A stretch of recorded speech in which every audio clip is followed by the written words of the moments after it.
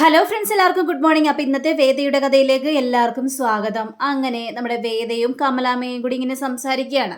അപ്പോൾ ആ സമയത്ത് പറയാണ്, ഏതായാലും ഇപ്പോൾ വിശ്വനൊരു ജോലി കിട്ടിയത് കൊണ്ട് ഭയങ്കര സന്തോഷമുണ്ട്. അത് അമ്മയുടെ മുഖത്ത് എഴുതിയും വെച്ചിട്ടുണ്ട്. അച്ഛനും വളരെയേറെ സന്തോഷമല്ലേ? അല്ല അമ്മ എന്താണ് ഈ രാത്രി വന്നത്?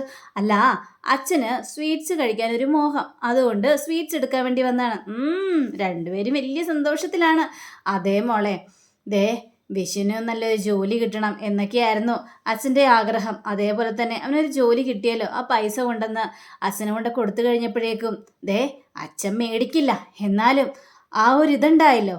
അപ്പോൾ എത്രമാത്രം സന്തോഷമായിരുന്നെന്ന് അറിയാവോ? അത് വിശ്വേട്ടൻ്റെ മുഖത്തും കണ്ടു അമ്മേ ഞാൻ. ആ പൈസ ആത്മാർത്ഥതയോടുകൂടി തന്നെയാണ് വിശ്വേട്ടൻ അച്ഛൻ്റെ കയ്യിലേക്ക് കൊടുത്തത്. ആ ഒരു സന്തോഷം ശ്രീജേട്ടത്തിക്കും ഉണ്ട്. അപ്പം പാവം ശ്രീജ ഈ കുടുംബത്തോട് ആത്മാർത്ഥതയുള്ളവളാണ്. അവള് ഈ വീട്ടിൽ യാതൊരു പ്രശ്നം ഉണ്ടാക്കിയിട്ടില്ല. എല്ലാ ജോലികളും ചെയ്ത് മൂലയ്ക്ക് എവിടെയെങ്കിലും ഒതുങ്ങിക്കൂടി നിൽക്കും. ഒരു പരിഭവോ ഒരു പരാതിയോ ഒന്നുമില്ലാത്തൊരു പെണ്ണാണ് അവൾ എന്നൊക്കെ ഇങ്ങനെ ശ്രീജയെക്കുറിച്ച് നല്ല അഭിപ്രായങ്ങൾ ഇങ്ങനെ പറഞ്ഞുകൊണ്ടിരിക്കുക. ഇതെല്ലാം നന്ദിനി ഇങ്ങനെ ഒളിഞ്ഞു നിന്ന് കേൾക്കുകയാണോ? അപ്പോൾ ശ്രീജ നല്ല മരുമോള്, നമ്മളൊന്നും നല്ലവരല്ലേ എന്നും പറഞ്ഞ്. അപ്പോൾ വേദ പറയാ, നന്ദിനി ഏട്ടത്തിയും വലിയ പ്രശ്നക്കാരിയൊന്നും അല്ലെന്നേ, പിന്നെ ഒരു ജോലിയും ചെയ്യില്ല, ഓരോരുത്തരെ കുറ്റം പറഞ്ഞുകൊണ്ട് നടക്കും. പക്ഷേ എന്തെങ്കിലുമൊക്കെ ജോലി ചെയ്തിരുന്നെങ്കിൽ ഈ സ്വഭാവമൊക്കെ ഒന്ന് മാറി കിട്ടിയാനായിരുന്നു എന്നും പറഞ്ഞുകൊണ്ട് നന്ദിനിയെക്കുറിച്ചും പറയുകയാണ്. പറയടി, ഇനി അങ്ങനെയെല്ലാം പറഞ്ഞ് ഒപ്പിക്ക്. അമ്മയുടെ മനസ്സിലേക്ക് വിഷം കുത്തി വെക്കുകയാണ്. അല്ലെങ്കിലും ഞാനാണല്ലോ ഇഷ്ടപ്പെടാത്ത മരുമകൾ എന്നൊക്കെ പറയുമ്പോൾ ദേ വരുന്നു നമ്മുടെ ശ്രീജ. അപ്പോൾ ശ്രീജ നോക്കുമ്പോൾ നന്ദിനി അവിടെ നിൽക്കുന്നത് കാണുകയാണ്. എന്താ നന്ദിനി, നീ എന്താ ഇവിടെ നിൽക്കുന്നത്? ഒന്നുമില്ല ശ്രീജ എടുത്തി, ഞാൻ ചുമ്മാ, എങ്കിൽ വാ ഇങ്ങോട്ട് എന്നും പറഞ്ഞുകൊണ്ട് നന്ദിനിയെ വിളിച്ചുകൊണ്ട് ശ്രീജ നേരെ അവരങ്ങോട്ട് ചെല്ലുകയാണ്. മോള് എന്താ ഇപ്പോൾ വന്നത്? ഞാൻ കുറച്ച് ഇതെടുക്കാൻ വേണ്ടി വന്നതാണ് അമ്മേ. നിങ്ങൾ രണ്ടുപേരും ഇവിടെ വർത്തമാനം പറഞ്ഞുകൊണ്ടിരിക്കുകയാണ്, നിങ്ങൾക്ക് ഉറക്കമൊന്നുമില്ലേ? അപ്പം നോക്കുമ്പോൾ ശ്രീജയുടെ തലയിൽ മുല്ലപ്പൂ കാണുകയാണ്. മുല്ലപ്പൂ ഒക്കെ വെച്ചിട്ടുണ്ടല്ലോ ശ്രീജെ, ഇതെവിടുന്നാ? അത് പിന്നെ വിശ്വേട്ടൻ മേടിച്ചുകൊണ്ട് വന്നതാ അമ്മേ. കൊള്ളാം, അപ്പോൾ അവൻ ഇങ്ങനത്തെ പരിപാടികളൊക്കെ അറിയാമല്ലേ? മുല്ലപ്പൂ ഒക്കെ മേടിച്ച് ഭാര്യയ്ക്ക് കൊടുക്കൽ. അതേതായാലും എനിക്ക് ഇഷ്ടപ്പെട്ടു. ഇത് കേട്ട് നമ്മുടെ നന്ദിനിയാണെങ്കിൽ അല്ലെങ്കിൽ മുല്ലപ്പൂ മേടിച്ചപ്പോൾ ഞങ്ങൾക്ക് എല്ലാവർക്കും കൂടി ഒന്ന് മേടിക്കായിരുന്നു. അപ്പോഴേക്ക് ശ്രീജ, അത് ശരിയാ നന്ദിനി പറഞ്ഞത്, എല്ലാവർക്കും കൂടി മേടിക്കായിരുന്നു. ഞാനത് വിശ്വേട്ടനോട് ചോദിക്കുകയും ചെയ്താ. അപ്പോൾ വിശ്വേട്ടൻ പറഞ്ഞു, ഇന്ന് നീ മുല്ലപ്പൂ ചൂടി കാണണം, അതുകൊണ്ട് നിനക്ക് മാത്രമേ മേടിച്ചിട്ടുള്ളൂ പറഞ്ഞത്. ഏതായാലും വിനായകേട്ടൻ ഒരു ജോലി ഒപ്പിച്ചു കൊടുത്തത് കൊണ്ട് ഇങ്ങനെയൊക്കെ ചിലരുടെ മുഖത്ത് സന്തോഷമൊക്കെ കാണാലോ. നന്ദിനി, നിർത്തും നന്ദിനി, നീ വെള്ളം എടുക്കാൻ വേണ്ടി വന്നല്ലേ? എങ്കിൽ പിന്നെ നീ വെള്ളം എടുത്തിട്ട് നിന്റെ പാട്ടിന് പോകാൻ നോക്ക്. ഞാൻ വെള്ളം എടുത്തുകൊണ്ട് പോയിക്കോളാവേ. അങ്ങനെ ശ്രീജ ഒരു ഗ്ലാസ് പാൽ കൊടുക്കുകയാണ്. അല്ല, ഇതാർക്കാണ് ഈ പാല്? അല്ല, പാല് വിശ്വേട്ടന് ഇച്ചിരി പാല് വേണമെന്ന് പറഞ്ഞു, അതുകൊണ്ടാണ് പാല് കൊണ്ടുപോകുന്നത്. അല്ല, ഇപ്പം എന്താ പ്രശ്നം? ഒരു പ്രശ്നവുമില്ല. ഇപ്പം എല്ലാവർക്കും പൂവും പാലൊക്കെ ആയി സന്തോഷം കൊണ്ട് മതിമറന്ന് ഇവിടെ ആഘോഷിക്കുകയല്ലേ. എന്തിനാ നന്ദിനി ഇങ്ങനെ കുശുമ്പ് കുത്തുന്നത്? നിനക്ക് വേണോ? നീയും വേണമെങ്കിൽ കൊണ്ട് കൊടുക്കുന്നേ. അങ്ങനെ എനിക്ക് വേണ്ടായേ. അങ്ങനെ വെള്ളം എടുത്തോണ്ട് നേരെ അങ്ങോട്ട് പോവുക. അപ്പോഴേക്കും നമ്മുടെ വേദ പറയാണ്, ഞാൻ ഏതായാലും നാളെ ശ്രീചേട്ടത്തിൻ്റെ വീട്ടിലേക്ക് വരില്ല കേട്ടോ. ഇത് കഴിഞ്ഞപ്പോഴേക്കും നന്ദിനിയേട്ടൻ്റെ വീട്ടിലേക്ക് വരില്ല കേട്ടോ. അപ്പം നന്ദിനി ചോദിക്കുകയാണ്, എന്താ കാരണം? നീ വിക്രമും വരണ്ടേ? അവിടെ ഇപ്പോൾ ഞങ്ങൾ ആരോടൊക്കെ മറുപടി കൊടുക്കും? അതിൻ്റെ ആവശ്യമൊന്നുമില്ല നന്ദിനി, വേദമോള് വരണ്ട. വേദമോള് വന്നു കഴിഞ്ഞെങ്കിൽ അവിടെ ചോദ്യമായി, പറച്ചിലായി, പിന്നെ ഒരേ പ്രശ്നങ്ങളായി. എന്തിനാണ് വെറുതെ ഒരു ഇതിന്? അതുകൊണ്ട് വരണ്ട. പ്രശ്നങ്ങൾ ഇതൊക്കെ ഉണ്ടാവുമല്ലേ? അതൊക്കെ ഉണ്ടാവുമെന്ന് അറിഞ്ഞെങ്കിൽ പിന്നെ എന്തിനാ ഇതിനു വേണ്ടി ഇങ്ങനെ മുൻകൈ എടുത്ത് ഇറങ്ങിയത്? നന്ദിനി, നീ ഇറങ്ങിപ്പോയിക്കോളണം, അല്ലെങ്കിൽ എനിക്ക് അരിശം വരും കേട്ടോ. അങ്ങനെ നമ്മുടെ നന്ദിനി ആ വെള്ളം കൊണ്ട് ഒറ്റ ഓട്ടം. അപ്പോൾ അവൾ പറയുന്നതും കാര്യമാക്കണ്ട മോളെ, നീ ഏതായാലും വീട്ടിലേക്ക് വരാതിരിക്കുന്നത് തന്നെ നല്ലത്. നന്ദിനിയുടെ സ്വഭാവം അറിയാലോ, അവൾ ഓരോന്ന് പറഞ്ഞ് കുത്തിപ്പൊക്കിയോ മറ്റുള്ളവരുടെ മുന്നിൽ നാറ്റിക്കാൻ നല്ല മിടിക്കുക. അതുകൊണ്ട് വരണ്ട എന്നും പറഞ്ഞുകൊണ്ട് അമ്മയും പോവുകയാണ്. അപ്പോൾ ഈ നന്ദിനി നേരെ വിനായകൻ്റെ റൂമിലേക്ക് ചെന്നിട്ട്, വിനിയേട്ടാ, എനിക്കാകെ കാലിമൂത്തൊരവസ്ഥ നിൽക്കുകയാണ് കേട്ടോ. എന്താ നന്ദിനി? അല്ല, ഇവിടെ ജാറിൽ വെള്ളം ഉണ്ടല്ലോ, പിന്നെ നീ എന്തിനാ വീണ്ടും ഈ ജാറെടുത്തിട്ട് വന്നത്? ഞാനേ ഈ വേദയും അമ്മയും കൂടി പറയുന്ന കാര്യങ്ങൾ മുഴുവൻ ഒളിഞ്ഞു നിന്ന് കേൾക്കുമായിരുന്നു. അത് കേട്ടത് കൊണ്ടേ ചില കാര്യങ്ങളൊക്കെ മനസ്സിലായി. ആഹാ, അത് കൊള്ളാം. അപ്പോഴാ ശ്രീജേടത്തി വരുന്നത്. അപ്പോൾ ശ്രീജേടത്തിയുടെ മുന്നിൽ അഭിനയിക്കണമല്ലോ, അതിനു വേണ്ടിയാണ് ഒരു ഗ്ലാസ് വെള്ളം, ഈ ഒരു ജാറ് വെള്ളം എടുത്തുകൊണ്ട് വന്നത്. ഓ അങ്ങനെ. അല്ല, അവരെന്താ പറഞ്ഞത്? അതേ, ഈ അമ്മയ്ക്ക് ഭയങ്കര വേർതിരിവാണ്. ഹാ, ദേ നിങ്ങളെ തീരെ ഇഷ്ടമല്ല. മൂത്ത മകനെയും പിന്നെ ഏറ്റവും ഇളയ മകനെയും ആണ് അമ്മക്കിഷ്ടം. അമ്മ അങ്ങനെയൊന്നും അല്ലടി. അമ്മ അങ്ങനെ മനസ്സിൽ പോലും കരുതിയിട്ടുണ്ടാവില്ല. നിങ്ങളങ്ങനെ വിചാരിച്ചോ? പക്ഷേ ഇതെല്ലാം എനിക്കറിയാം. എന്താ, അമ്മ നിന്നോട് വന്ന് പറഞ്ഞോ എനിക്ക് എൻ്റെ മൂത്ത മകനെയും ഇളയ മകനെയും മാത്രം ഇഷ്ടമുള്ളെന്ന്? ഇതാരെങ്കിലും പറയണോ വിനായേട്ടാ? ദേ ഇതെല്ലാമേ പെരുമാറ്റിൽ നിന്ന് മനസ്സിലാകും. എൻ്റെ വിനയേട്ടാ, എത്രയും പെട്ടെന്ന് ദേ ആ ജോലിയെന്ന് തീർച്ചാൽ മതിയായിരുന്നു. എനിക്ക് അവരുടെ ആ സന്തോഷം കണ്ടിട്ടെ കണ്ണങ്ങോട്ട് കിടന്ന് എരിയുക. കണ്ണെരിയുവാണെങ്കിലേ നീ ഇത്തിരി ഐസ് വെച്ചാൽ മതി നന്ദിനി. ദേവിനിയേട്ടാ, ചുമ്മാ കിടന്ന് കളിതമാശ പറയല്ലേ. ചുമ്മാ തമാശ പറയാൻ നിൽക്കരുത്. ഞാൻ പറഞ്ഞ സീരിയസ് ആയിട്ട് തന്നെയാണ്. ആ വേദയ്ക്കും വിക്രമിനും പണി കൊടുക്കാൻ വേണ്ടിയല്ലേ അതെ ഒരു ജോലി ഏൽപ്പിച്ചു കൊടുത്തത്. പക്ഷേ ഓരോ ദിവസം കഴിയും തോറും അവരുടെ ആ സന്തോഷം കണ്ടിട്ട് എനിക്ക് സഹിക്കാൻ പറ്റുന്നില്ല. എൻ്റെ ഭഗവാനെ, ആ ജോലി എങ്ങനെയെങ്കിലും ഒന്ന് തട്ടിത്തെറിപ്പിച്ചൊന്ന് പോയാൽ മതിയായിരുന്നു എന്നും പറഞ്ഞ് നന്ദിനി ഓരോരോ കുശുമ്പോ ഈ വിനായകൻ്റെ മനസ്സിലേക്ക് ഇങ്ങനെ കുതിച്ചു കുതിച്ചു കയറ്റി കൊടുക്കുകയാണ്. പിന്നീട് കാണിക്കുന്നത് വർക്ക്ഷോപ്പാണ്. വർക്ക്ഷോപ്പിൽ നമ്മുടെ വിക്രവും അതേപോലെ തന്നെ കൂട്ടുകാരൊക്കെ ഇരുന്ന് വർക്ക് ചെയ്യുക. വിക്രം ആണെങ്കിൽ വാചകം അടിച്ചുകൊണ്ടിരിക്കുകയും ചെയ്യണം. അപ്പോൾ ആ സമയത്ത് വിക്രം പറയാടാ, എനിക്കൊരു ജോലി വേണോടാ, എത്രയും പെട്ടെന്ന് ഒരു ജോലി കണ്ടെത്തണം. വേദ പറഞ്ഞതിലും കാര്യമുണ്ട്. ഈ ജോലിയില്ല കൂലിയില്ലാതെ ഞാൻ ഈ വീട്ടിൽ തന്നെ കുത്തിരുന്നിട്ട് യാതൊരു കാര്യമില്ല. എടാ നീ ജോലിക്ക് പോകണമെന്ന് പറഞ്ഞുകൊണ്ടല്ലേ ആ ചുമടെടുക്കാനായിട്ട് പോയത്. എടാ അത് പിന്നെ അച്ഛനന്നേരം ഒരു ഡ്രസ്സ് എടുത്ത് കൊടുക്കണമെന്നല്ലോ, ഒരു അത്യാവശ്യത്തിന് വേണ്ടിയല്ലേ ആ ജോലി ചെയ്തത്.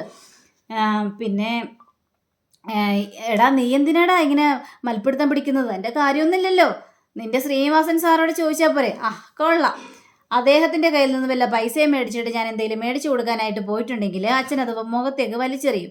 അതിനേക്കാൾ നല്ലത് അധ്വാനിച്ച് പൈസ ഉണ്ടാക്കി കൊടുത്തിട്ടുണ്ടെങ്കിൽ ഒരു പ്രശ്നവും ഇല്ല.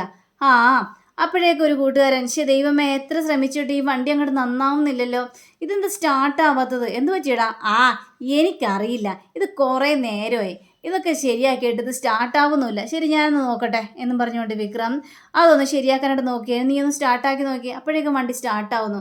ഇത് കണ്ട് എല്ലാവർക്കും വളരെയേറെ സന്തോഷം തോന്നി. എടാ വിക്രം, നീ എന്തിനാടാ ഇനി വേറെ ജോലി നോക്കി പോകുന്നത്? എടാ ഇത് നിനക്ക് നന്നായിട്ട് അറിയാവുന്നൊരു ജോലി ഇല്ലേടാ. അപ്പോൾ ഇവിടെ തന്നെ അങ്ങോട്ട് നിന്നാൽ പോരെ? അത് പിന്നെ ഞാൻ സാറിൻ്റെ കൂടെ നിന്ന് ജസ്റ്റ് ഒന്ന് പഠിച്ചെന്നേ ഉള്ളൂ. എങ്കിൽ പിന്നെ എന്താ, ഈ ജോലിയിലേക്ക് നീ അങ്ങോട്ട് കയറിക്കോ, ഇതിന് യാതൊരു പ്രശ്നവും ഇല്ല. അപ്പോൾ വിക്രത്തിന് വളരെയേറെ സന്തോഷം തോന്നിക്കുക. അങ്ങനെ ഒരു കാര്യം കേട്ട് കഴിഞ്ഞപ്പോഴേക്കും അങ്ങനെ സംസാരിച്ചുകൊണ്ടിരിക്കുമ്പോൾ സമയത്താണ് വിക്രത്തിൻ്റെ ഫോണിലേക്ക് ഒരു കോള് വരുന്നത്. കമലാമ്മ വിളിക്കുകയായിരുന്നു. വിക്രം, നീ എവിടെയാണ്? ഞാൻ വർക്ക്ഷോപ്പിലുണ്ടല്ലോ, നീ എത്രയും പെട്ടെന്ന് വാ, ഞങ്ങളെ നന്ദിനിയുടെ വീട്ടിലേക്ക് പോവുക. പൊയ്ക്കോന്നോ? വേദ വരുന്നില്ല.